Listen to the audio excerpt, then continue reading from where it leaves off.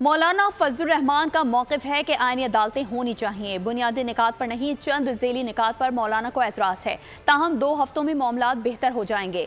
Senator Irfan Siddiqui की media से गुफ्तगू कहा, 12 जुलाई का फैसला आइन और कानून से मुतसादिम और आइन के शिकों को तोड़ता है। सवाल किया कि अब हम जुल्फ़िकार अली भुट्टो को कहाँ से जिंदा करें।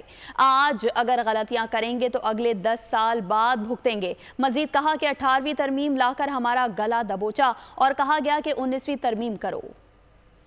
मौलाना का मौक़िफ़ जो है वो वही है कि उसूली तौर पे इस चीज़ की तायीद करते हैं कि कॉन्स्टिट्यूशनल कोर्ट होनी चाहिए। इख्तलाफात जो हैं या तहफ़्फ़ुज़ात जो हैं वो सिर्फ़ बुनियादी निकात पे नहीं है, वो चंद ज़ैली बातों पे हैं जिन पे मौलाना की टीम गौर कर रही है और फिर आने वाले 1-2 हफ्तों के अंदर मामलात इंशाअल्लाह ज़्यादा वाज़े हो जाएंगे। 12 जुलाई का फ़ैसला आइन और कानून से मुतसादिम है, क्लियरली मुतसादिम है, आइन की शिकों को तोड़ता है।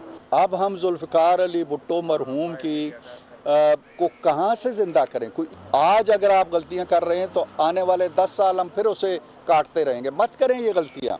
18वीं तरमीम आपने लगाई, फिर हमारे गले पे दबोचा हमारा गला और कहा जी कि आप 19वीं तरमीम करो। अगर जजों ने अपना इंतखाब खुद करना है तो फिर ऐसे तो नहीं हो सकता ना।